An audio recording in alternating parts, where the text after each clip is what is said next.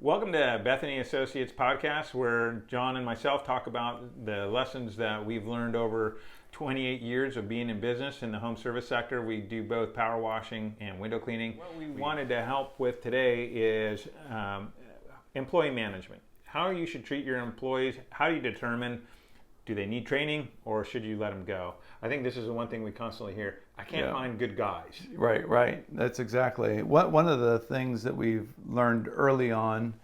One is treat your employees like you treat your customers. I think that's a great paradigm to have. There's a certain tendency to place the blame out there versus seeing maybe there's something happening where either I don't know how to manage well or my systems are insufficient. There's a few things. So what we've discovered over the years is there's a matrix that you can use, a really simple process to make a determination whether or not you should release that employee. So I'm going to put up, hopefully you can see the matrix. So on the top right, you have high skill and drive. That's an empowered employee. That's your superstar. We want more of those guys.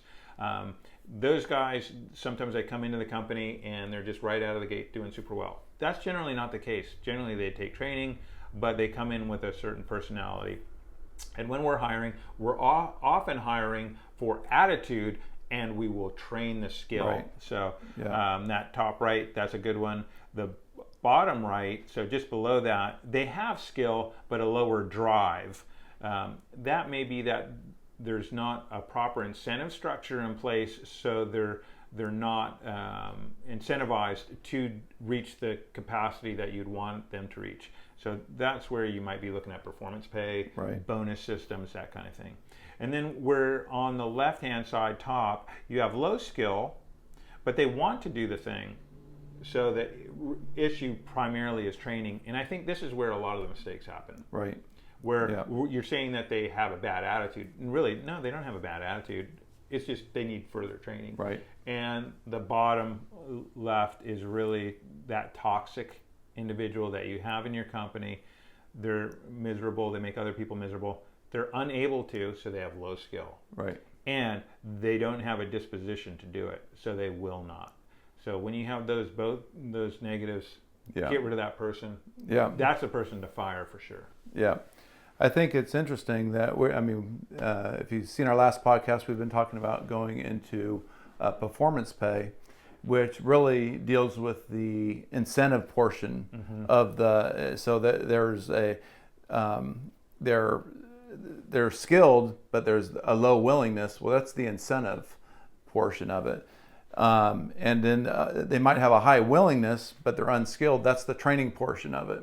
And so we're trying to move that needle for our employees to be in the high willingness, high skilled. And that's the goal, to move them towards that quadrant. And that's where our performance pay is coming in. We have a training system, and Jared and I have talked about it before. Our modus operandi in the past, maybe not too distant past, we're embarrassingly say, but we're getting better at it, is to train for a few weeks and send them out to all the world to clean and power wash, and that was it. That was all their training, instead of a continuous training paradigm, our model for our guys. And there's plenty of room to train, particularly in the soft skills. And again, it's knowable whether you should fire a person or whether they need training, or the incentive structure is maybe not aligned for that person.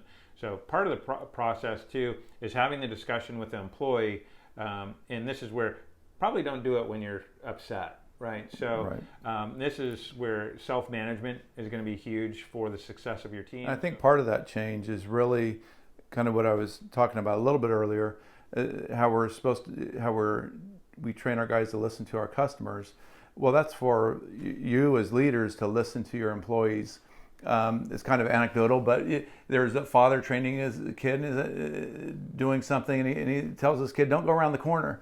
And then the kid goes around the corner, and he says, "I told you, don't go around the corner." Kid goes around the corner again. "Son, I keep telling you, don't go around the corner." And then the kid's like, "What's a corner?" Right. And so sometimes we might think that these things are willful, self-evident. But it's self-evident. Doesn't everyone know what a corner is, right?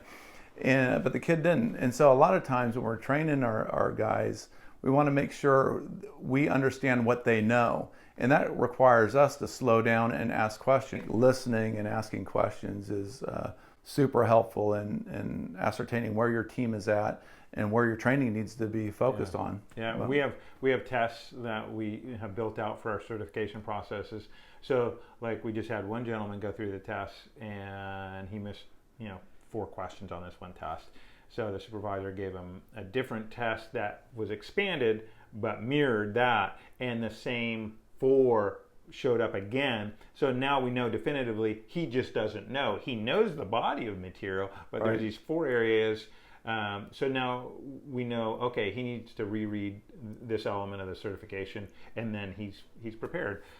So having the tools, so if you don't have tools in place, it's really difficult for an employee to flourish when training is a really key element. So I think investing on that side, and then of course seeing the investment for the incentives and bonuses. But we're going to be continuing on our journey of development as well as we continue to look at the performance model. If you have any questions or comments, please leave them down below, and thank you for watching.